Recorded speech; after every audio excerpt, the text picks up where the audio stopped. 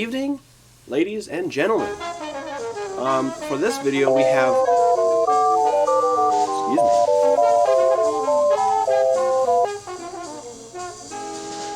new album for 1959. Combines jazz and classical music. Who would have made such an abomination? Ah, that makes sense. Gershwin. What a fool. A drunken idiot. Send me a copy. I won't be nice.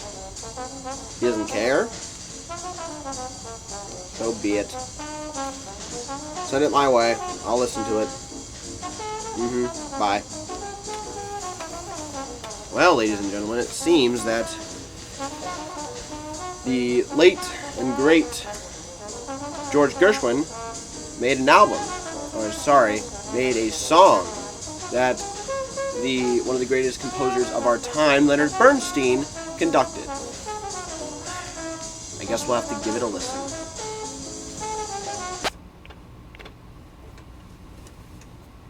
Thank you.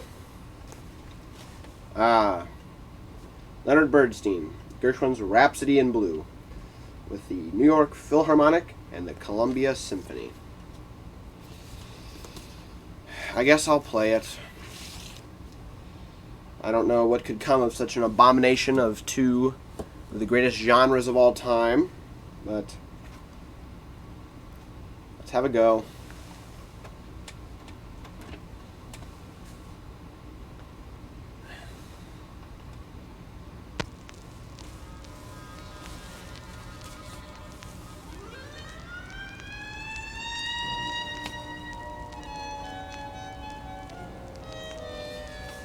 I don't know what could be made of such a great album, but let's, I guess, listen. Alright. Rhapsody in Blue was first released in 1924 by George Gershwin as a piece for solo piano and the of-the-day jazz big band. So, it was a contemporary piece, to be sure. It was first arranged in 1926 by Frédéric Grolf. I'm definitely pronouncing that wrong. I believe it's French. But he, in 1926, arranged it for a pit orchestra, so a relatively small classical orchestra, so a couple of each instrument and a couple representing each section, but not a full philharmonic. However, in 1942, he once again rearranged Rhapsody in Blue for the full symphonic orchestra, which is the arrangement you're listening to here, conducted by Leonard Bernstein.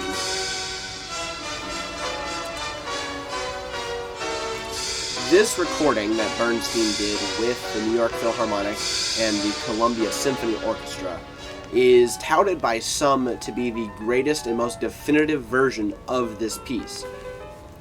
Sort of the magnum opus of George Gershwin's masterpiece. And I think I have to agree with this statement. It is kind of the final form, if you will, of this album. It is fully orchestrated for a absolutely ginormous orchestra. It has a beautiful piano playing, and plus it was recorded with more modern technology than it was in the 40s, because the first original recorded version of this song was by George Gershwin himself, that they acoustically recorded, I believe, onto wax cylinders, so for the Edison player. And obviously the fidelity on that is not the greatest. However, this was recorded in 1959, so obviously the fidelity is there. This is also a Columbia disc, so this is a very well pressed disc. It is their Columbia Guaranteed High Fidelity Masterworks. So at the time, this was one of their highest labels from Columbia. Now, on the back of the sleeve, there's a whole bunch of liner notes that I'm not going to read because it's a whole book. But it basically just talks about the background of the song and what came to be George Gershwin writing this song and what his inspirations were. However, it's really long-winded and kind of boring.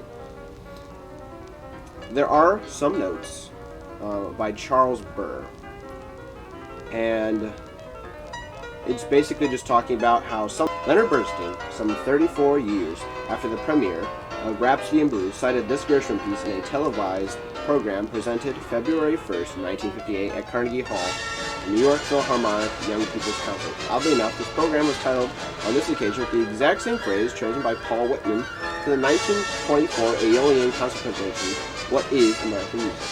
So, this recording is not the actual original first time Gershwin performed this piece. It's actually one of the later ones, but it was first performed in 1958. And basically, it just gives a little bit of a background of what inspired Gershwin to conduct and kind of arrange this piece for this giant band. But yeah, so that goofy intro aside, this is probably one of the most important songs of the early 20th century, if not the song that defined the 1920s. For the entire decade, there was nothing but prosper and wealth and riches, and it was the American dream up until 1929 with the Depression. But I believe that this song is one of the greatest songs of all time, if not in the top 5. It is everything that America is about. It's big, it's bold, it's delicate, and it's slow. It's just a work of art that has formed over the years to what each arranger's purpose has been.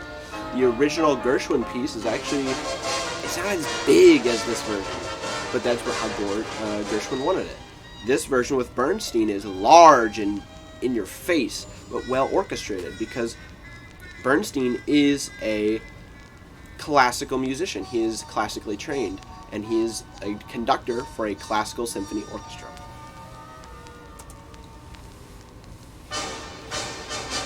This version, specifically though, I keep calling it an album.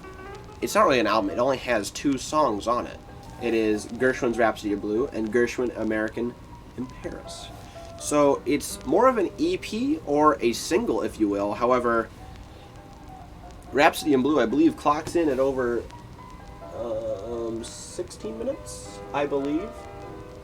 I can't read it while it's spinning, but it is quite a long listen for just 2 songs. But with that being, I'm glad that Columbia chose to only put 2 songs on here, because the more you pack onto a 12-inch disc, the smaller the grooves. The smaller the grooves, the less the fidelity. These grooves are actually quite wide for this album because there's only 1 song on here, so the fidelity is really good. The space and stereo separation is vast, and that's what I love about this album. Obviously mine is not in the best condition. I bought it at Goodwill for like 25 cents. But what's there through all the crackles and scratches is still an amazing record.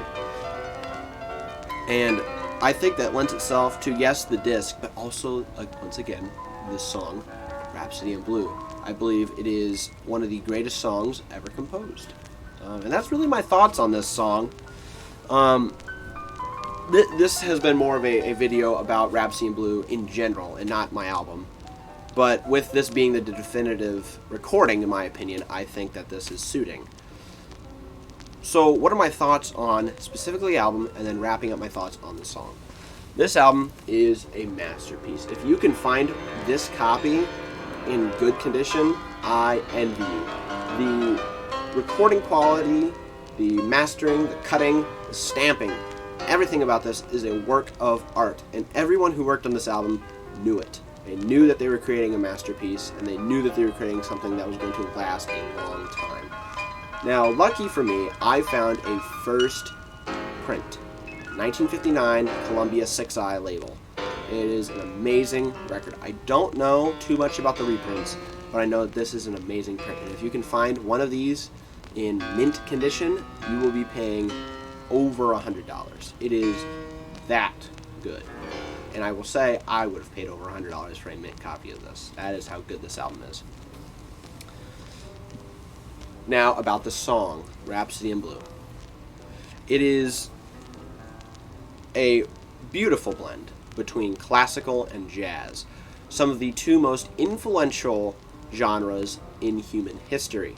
Classical music has been around for hundreds, if not thousands, of years. It dates back all the way to the first kingdoms in Europe. It is just a very history-rich genre. Jazz actually dates back to the mid-1800s with the African-American slave trade, actually. A lot of the roots in jazz can be traced back to African-American heritage. And it really took off in the Harlem Renaissance in the early 20s. And that's kind of where jazz was at the beginning. And so they took this emerging genre with this well-established genre and made one of the greatest songs of all time. And that's really all I've got to say on this album. So, without further ado, this has been RNC Music, and I am out.